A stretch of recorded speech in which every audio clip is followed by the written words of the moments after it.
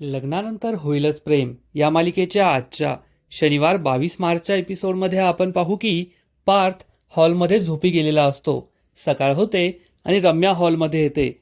पार्थ हा हॉलमध्ये सोफ्यावर झोपलाय हे पाहून ती त्याच्या जवळ येते आणि त्याच्या केसांमधून हात फिरवते. ती विचार करते की पार्थ हा झोपलेला असताना किती क्यूट दिसतो ना, परंतु काय त्याचं हे नशीब, लग्न झाल्यानंतर सुद्धा त्याला असं हॉलमध्ये सोफ्यावर झोपावं लागतंय. त्या काव्याने माझ्या पार्थचे किती वाईट हाल केलेत, पण पार्थ जाऊ दे, फक्त थोडेच दिवस. थोड्या दिवसानंतर आपल्या दोघांचं लग्न होईल आणि मग त्यानंतर आपण एकाच रूममध्ये असू.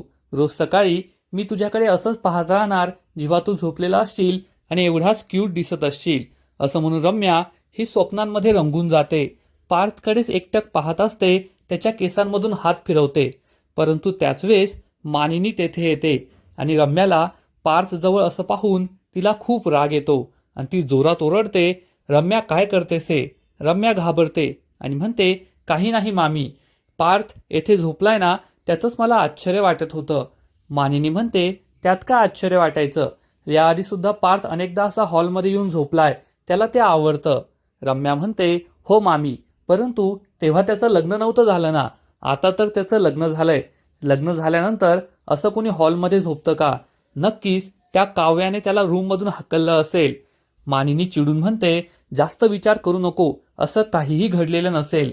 रम्या ही मानिनीला आणखीनच डिवचण्याचा प्रयत्न करते, भडकून देण्याचा प्रयत्न करते की काव्याच अशी वागली असेल.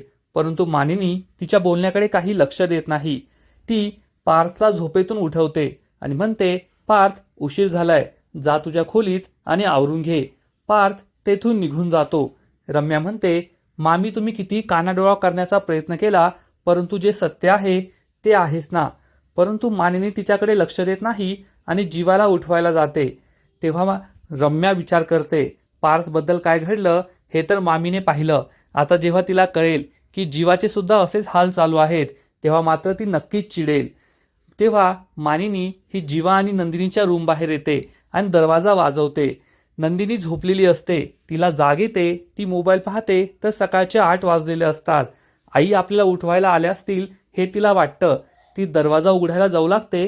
तेवढ्यात तिच्या लक्षात येतं की जीवा तर खालीच झोपलाय.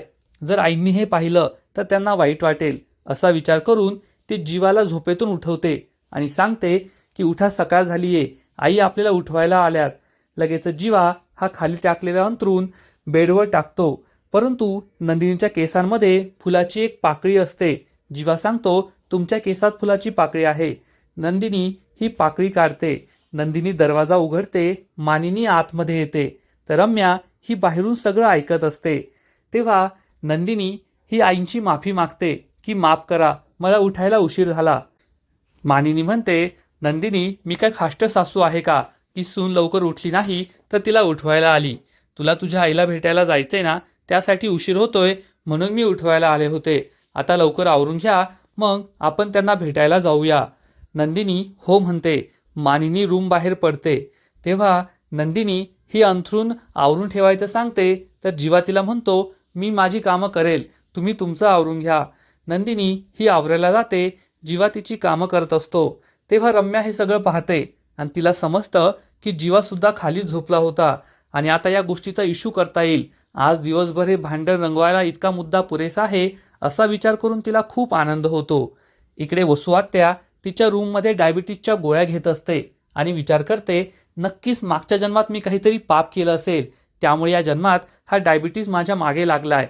तेवढ्यात रम्या तिच्यासाठी मिठाई घेऊन येते आणि म्हणते, आई तोंड गोड कर.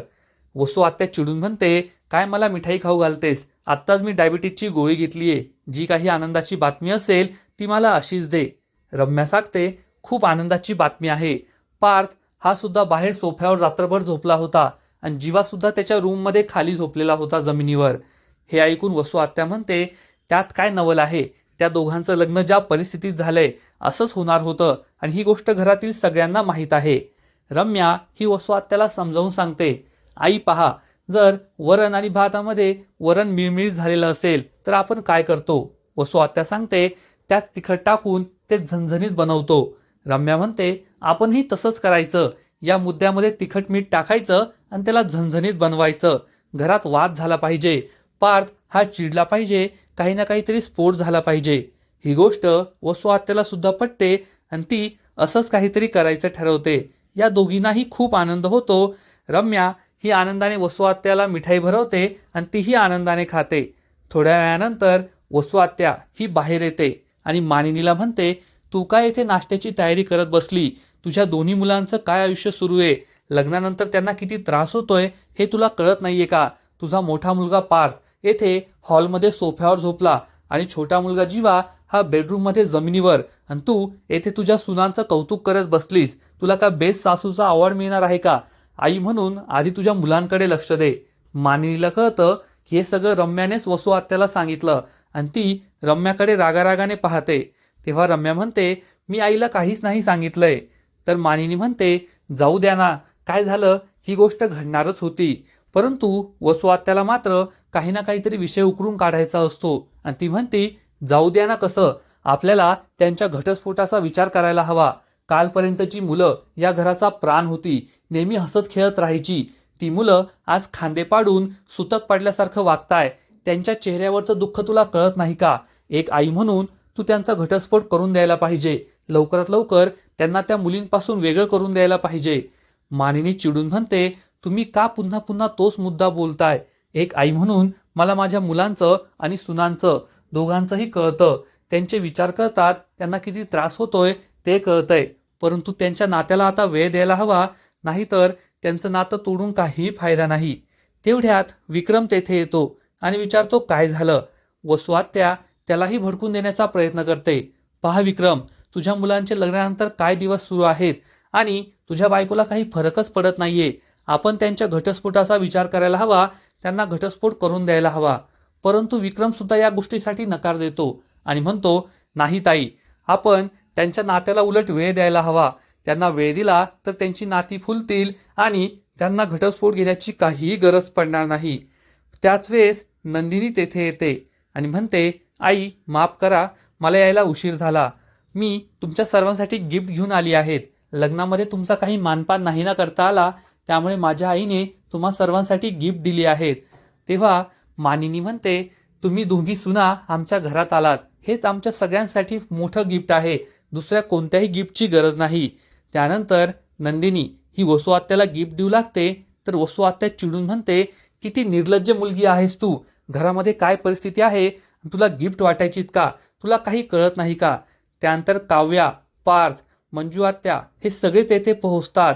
परंतु वसू आत्याच्या तोंडाचा पट्टा सुरूच असतो आणि ती एकानंतर एक नंदिनीचा अपमान करत असते. तिला काही बाही बोलत असते आणि नंदिनी हे सगळं खाली मान घालून ऐकत असते. परंतु काव्याला मात्र हे सहन होत नाही.